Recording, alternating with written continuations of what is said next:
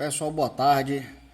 De antemão, parabenizar a equipe da coordenação do curso de bacharelado em administração pública na Universidade de Pernambuco, ao tempo em que parabenizo também os instrutores e tutores da disciplina Introdução à Economia.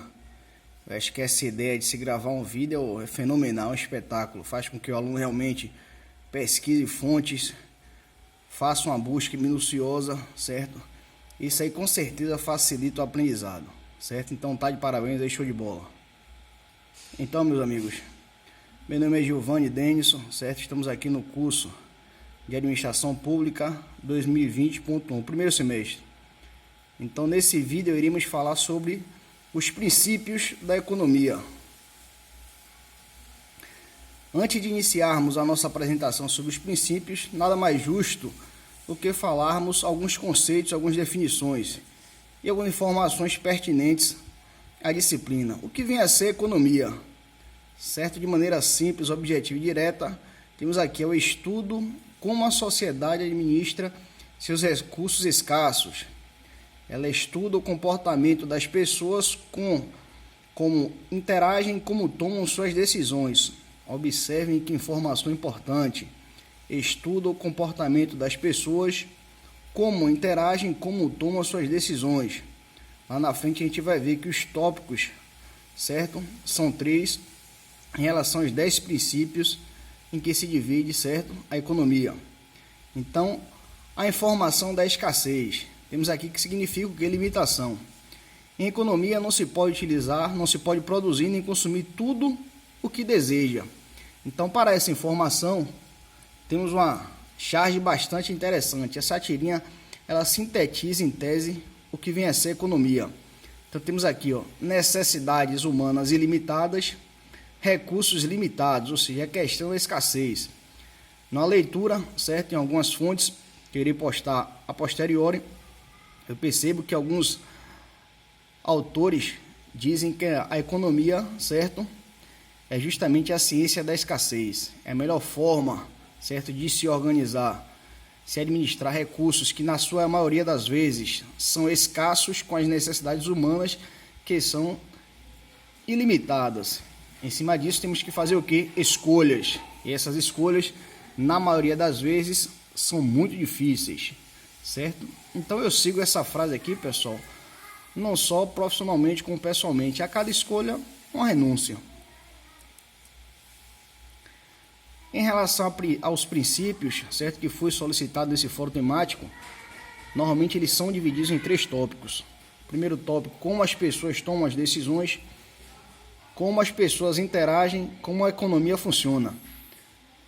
Todos eles são importantes, todos eles têm o seu grau de importância em relação aos princípios.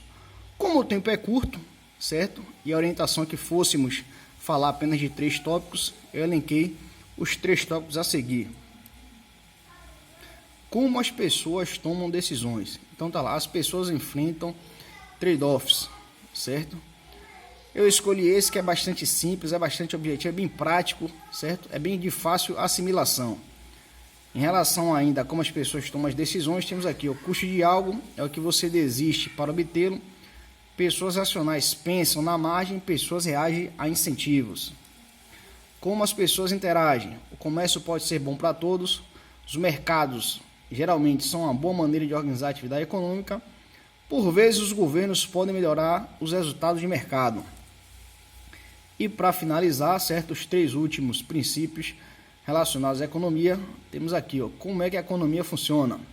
O padrão de vida de um país depende da sua capacidade de produzir bens e serviços. Os preços sobem quando o governo emite moedas. A sociedade enfrenta um trade-off de curto prazo, inflação e desemprego. Pessoal, todos esses tópicos, todos esses princípios são de extrema importância. Como eu falei anteriormente, o tempo é curto. Infelizmente, não dará tempo de a gente falar, esmiuçar, certo, cada um deles. Então, o que vinha a ser trade-offs, pessoal? É justamente, de maneira simplificada, temos aqui uma escolha conflitante, certo? Uma escolha difícil de ser feita. Então, tá lá, uma expressão em inglês que significa o ato de escolher uma coisa em detrimento de outra. E muitas vezes é traduzida como perder e ou ganhar. Ou seja, a cada escolha que for sendo feita, pessoal, normalmente vai existir uma outra que vai se perder. Não podemos ganhar em todos, certo? A maneira mais fácil de entender esse princípio é exemplificando. Então tá aqui, ó. Um carro que é mais pesado, tem maior estabilidade, maior segurança, mas em princípio perde velocidade e consome mais combustível. Observe, o proprietário de um carro, vamos supor uma picape, um carro de carroceria, ele ganha na sua estabilidade, ganha na sua segurança, é um carro mais pesado, mais arrojado, porém, em contrapartida, ele vai perder na velocidade e vai consumir um pouco mais de combustível. Assim funciona o aspecto positivo e é perdido alguns outros que são adquiridos, ou seja, tudo que se for feito, obviamente, vai ter perdas e ganhos. Exemplo número 2, eficiência e equidade. Ao falarmos equidade, entenda-se igualdade, certo? Nesse princípio da economia, a eficiência vai ser o melhor uso do recurso disponível. Tenham sempre em mente aquela ideia que falamos anteriormente. Os recursos, na maioria das vezes, eles são o quê? São escassos. Equidade seria nada mais do que a distribuição do recurso pela sociedade, certo? Aí eles dão uma exemplificação aqui bastante interessante. A eficiência refere-se ao tamanho do bolo construído e a equidade, a distribuição deste bolo, ou seja, as políticas sociais, o imposto de renda levam a maior parte da equidade. No entanto, diminuem a recompensa pelo trabalho produtivo e com isso as pessoas trabalham menos e produzem menos. Se fôssemos falar de outros princípios, iríamos ver que o país efetivamente desenvolvido é aqueles que existe uma alta produtividade, certo? Então, quando o governo tenta dividir um bolo em fatias iguais, o bolo diminui de tamanho, obviamente. Então, está aqui, certo? Uma imagem de representação sobre trade-offs interessante, certo? Para análise e reflexão. Ainda sobre os princípios, as pessoas enfrentam os trade-offs e o custo de algo que você desiste para obtê-lo. Custo de oportunidade. Pessoal, normalmente esses princípios, eles um corroboram com o outro. São bastante similares na sua essência. Exemplo prático. Ao escolher fazer um curso presencial em uma faculdade particular, medicina, por exemplo, o aluno obviamente vai ter que abrir mão de alguma coisa, que normalmente o que nessas faculdades é regime presencial de duplo expediente, então fica difícil o aluno conseguir, certo, ter um emprego, ter um trabalho fixo.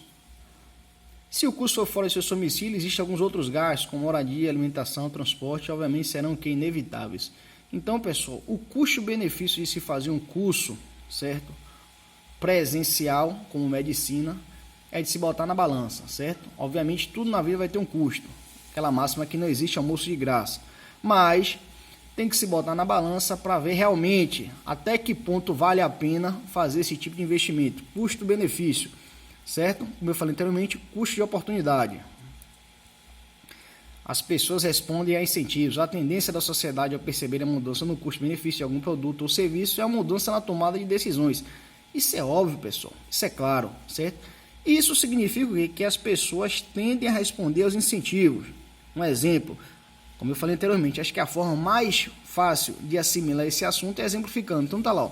Quando o preço das maçãs aumenta, por exemplo, as pessoas decidem comer mais peras e menos maçã, porque o custo de comprar as maçãs está maior. Ao mesmo tempo, os produtores de maçã decidem contratar mais gente, certo? Mais pessoas para o trabalho e colher mais maçãs, porque o benefício de vender maçã também é maior. Então, só para os senhores entenderem. Então, a reflexão aqui, pessoal, os formuladores de políticas públicas nunca devem esquecer dos incentivos, já que muitas políticas alteram os custos e benefícios para pessoas e, portanto, alteram seu comportamento. Um exemplo aqui, ó. Um imposto sobre a gasolina, por exemplo, é um incentivo para que as pessoas usem carros menores e consomem menos gasolina. Também é um incentivo para que as pessoas prefiram o transporte público ao carro particular, para que vivam mais perto do seu local de trabalho. Tudo isso, pessoal, essa reflexão nos leva a entender o quê? Que uma coisa compensa a outra, certo? Nessa situação. E por último, o comércio pode ser bom para todos. Exemplificando novamente, o Japão e os Estados Unidos são concorrentes na economia mundial. Isso é fato, pessoal, certo? Ford e Toyota, elas concorrem pelos mesmos clientes no mercado de carros. A Compaq e a Toshiba concorrem pelos mesmos clientes no mercado de computadores pessoais. Nesse contexto aí, pessoal, por que vem a ser bom? Porque as montadoras e as empresas se esforçam para conquistar o cliente. Obviamente o produto vai sair com a qualidade superior, o preço competitivo de mercado e o cliente obviamente vai ganhar. Então a grande probabilidade o quê? De a empresa conseguir fidelizar o cliente, certo? Fazê-lo satisfeito por um produto de qualidade, e as empresas vão se esforçar para manter esse produto, certo? Sempre em evidência. Pessoal, o tempo é curto, já se passaram os 10 minutos. Novamente parabenizar a equipe da coordenação. Em uma próxima oportunidade iremos postar, certo? Novos assuntos. Um abraço, fiquem com Deus.